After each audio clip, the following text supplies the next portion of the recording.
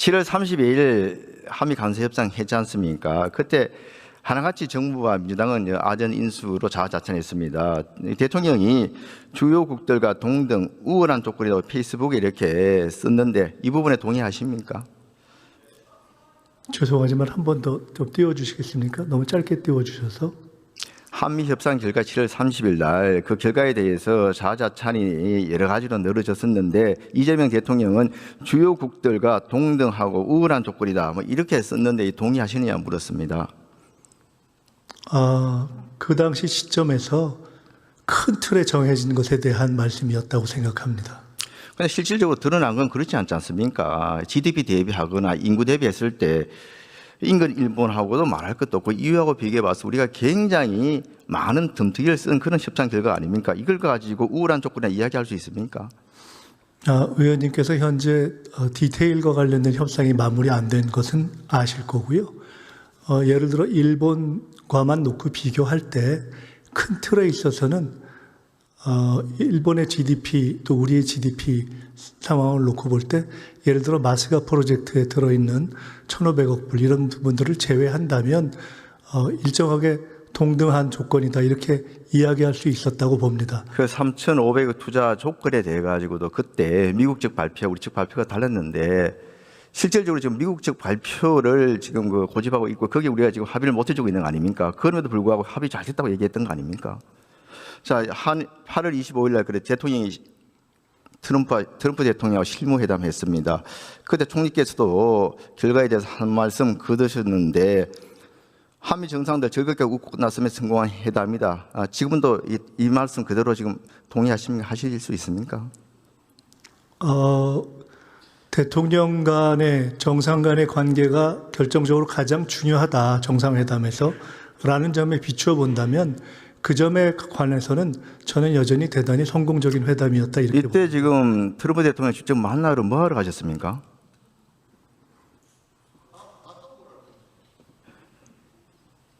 지금 7월 30일 날 협정 맺은 것들 중 우리한테 불리하거나 좀 부담이 강한 게 있으면 그 부분에 대해서 양보를 받아내거나 아니면은 또 다른 그 부담을 줄이거나 뭐 이런 거 하러 출입 협상하러 가신 거 아닙니까? 그 협상이 지금도 진행 중인 것을 잘 아시지 않습니까? 그런데 그런 결과물을 하나도 내놓지 못했지 않습니까? 결과물이 지금 나오기 위해서 노력을 하고 있는 과정에 있습니다. 자, 그때 대통령실 대변인이 합의문이 굳이 필요 없을 정도로 서로 이야기가 잘 된 회담이다 이렇게 이야기했죠. 그런데 지금 현재 결과가 어떻습니까?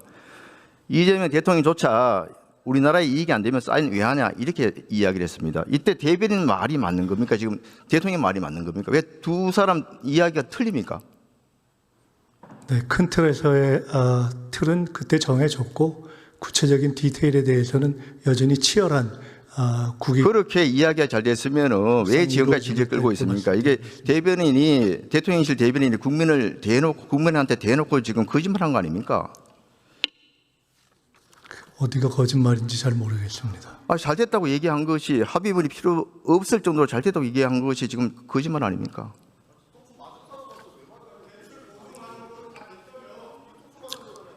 자, 그리고요. 지금 우리가 3,500불도 모자라 가지고 이 트럼프 대통령이 만나가지고 실무 협상할 때 기업들이 1,100달러 추가적으로 직접 투자 이렇게 또 한다고 더 오히려 우리가 더 덤터기를 쓰지 않습니까?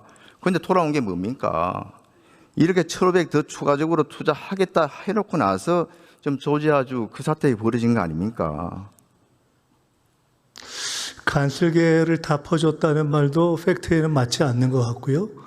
뒤통수를 맞았다 이렇게 표현하셨는데 만약에 실제로 무언가 상호 도의에 맞지 않는 행위가 있었다 하면 그것은 그에 대해서 비판을 하시는 것은 이해할 수 있지만 갑자기 그에 대해서 지금 우리 정부에 대해서 비판하실 상황은 아닌 것 같습니다. 이재명 정부의 초보적인 외교 역량과 안이한 대응은 조지아주 사태에도 그대로 드러납니다. 자, 우리 국민이 지금 9월 4일 날 317명이 구금되었습니다. 이게 지금 아주 심각한 사태입니까? 아닙니까? 심각한 사태입니다. 9월 4일 구금됐는데 총리께서는 보고 언제 받았습니까? 바로 그 상황 직후에 들었습니다. 그러면 총리께서 외교부 또 산업부 이런 관계 장관들하고 회의하셨습니까? 저 상황은 벌어지자마자 대통령실을 중심으로 해서 회의가 진행됐고 제가 그 상황을 알고 있었습니다. 대통령실을 중심으로입니까? 대통령 주재입니까? 대통령실을 중심으로 했다 이렇게 말씀드리겠습니다. 대통령 안 보입니다. 대통령은 알고 계셨습니다. 알고는 계셨겠죠. 대통령은 9월 4일 구금이 됐는데 그리고 이미 그에 대해서 9월 4일 구금이 전력을 됐는데 다해서 대책을 세워라라는 지시가 나왔다는 것이 이미 대변인을 통해서 나와 있었습니다.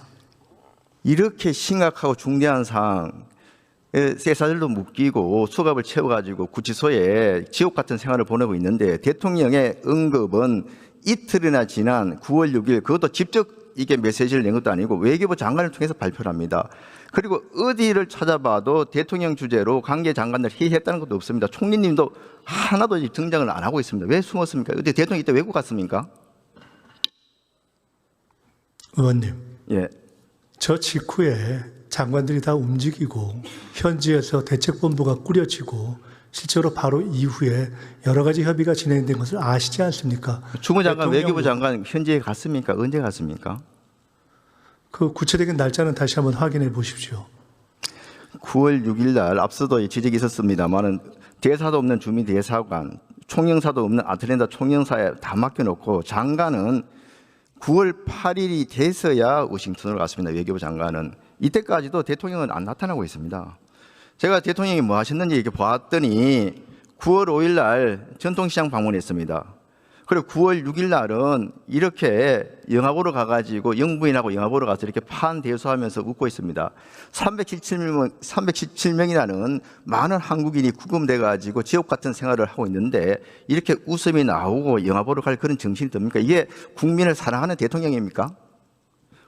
국민의 안전을 걱정하는 대통령입니까? 이렇게 하시면 총리께서 확실히 건의를 하셔야죠. 이게 심각한 상황이니까 빨리 조치를 하시라. 대통령 전용기를 통해서 장관들 보내서라도 빨리 해결 좀 시켜야 된다. 이런 건의 하셨습니까? 의원님, 죄송하지만 제가 이런 말씀까지 드리고 싶지는 않은데 이 상황에서 대통령이 사실상 여러 가지 지휘를 다 하고 있는 것이 명백히 드러나 있는 상황에서 지금 저런 제가 참 뭐라고 답을 해야 될지 좀 사실 제가 지금 진행하시는 말씀을 들으면서는 초반부에 제기하셨던 그 여러 가지 국무위원들에 관련한 것과 유사한 수준, 제가 수준이라는 표현을 써서 참 죄송합니다만은 그래서 사실은 솔직하게 답드리기가 좀 어렵습니다. 아니, 대통령이 다 지휘해서 진행되고 있는 걸 모르십니까? 그러니까 이게 그리고- 대통령께서 이게 전면에 나서서 지시를 그리고 외교부 장관이 그런 움직이지 아주 그냥 않으면 사소한 어떻게 사건입니까? 현지에서 애틀랜타 총영사관에 주미 총영사가 파견돼서 대책본부를 꾸렸겠습니까? 국내에서는 이거보다 훨씬 적은 사건을 대통령이 직접 따라 내려가가지고 여러 가지 좀 쇼를 많이 했지 않습니까? 근데 왜 이렇게 중대한 사안에 대해서는 앞에 안 나서느냐, 그거 아닙니까? 트럼프 대통령 오해를 풀었고 그렇게 스마트하게 칭찬을 받았으면은 직접 전화 통화도 하셔가지고 이 부분에서 강력하게 항의하고 빨리 조치를 취하도록 요구를 했어야 될 거 아닙니까? 의원님, 대통령께서 저 사건 직후에 우리 국민들의 안전을 지키기 위해서 총력을 다하라는 지시를 내리고 그에 따라서 정부가 일사불란하게 움직였다 하는 것이 이미 기사가 나와 있습니다. 그 정도를 보시고 그냥 말씀을 하시면 되시지. 지금 제가 좀 답변 드리기가 참 그렇습니다. 지금 한미 간세 협상이 무엇보다도 중요한 현안 맞습니까? 그렇습니다. 그러면은 이 협상에 조금이라도 좀 장애, 지장이 될 만한 이런 것들은 자제하는 게 맞죠. 네, 말씀 주십시오. 지금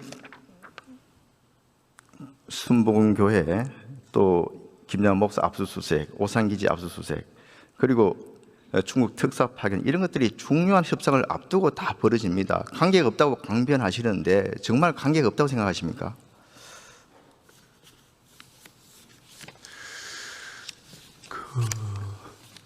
중국 특사도 파견하면 안 됩니까?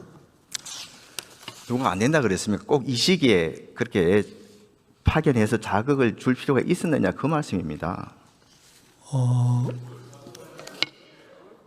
새 정부 출범 이후에 주변 국가를 포함한 많은 나라의 특사를 파견했습니다. 자, 그런 것까지를 포함해서 한미 정상회담을 앞두고 이러저러한 것들을 다 절제해야 한다라는 전제하에 주시는 질문도 참 이해가 어렵습니다. 김민웅 씨가 총리님 친형 맞으시죠? 네, 맞습니다. 우리 그 간세 협상 7월 30일 바로 직전에 이런 페이스북 글을 올렸습니다. 트럼프의 미국은 양키 제국주의의 끝판, 한미 동맹은 제국주의 아가리에 우리를 넣는 것, 이런 의견에 지금 동의하십니까? 대한민국의 가족이나 형제들이 서로 다른 여러 가지 견해를 가지고 있는 경우가 너무나 많습니다. 그러니까 저 견해에 사실은 총리님께서 동의하시느냐고요. 제가 그렇게 지금 설명드리는 것으로 이미 누차 말씀드렸기 때문에 가족의 견해를 가지고 나와서 이렇게 질문하시는 것 자체가 좀 아니 저런 견해는 가족 있다 하더라도 꼭 이 시기에 이런 거를 올리도록 했어야 되는 거죠. 일반입니다. 제가 그렇게 올리도록 한 것이 아니기 때문에 그러니까 이제 자기 가장 가까운 가족조차도 이해시키고 설득을 못 시키는데 어떻게 총리 역할을 제대로 수행할 수 있겠습니까?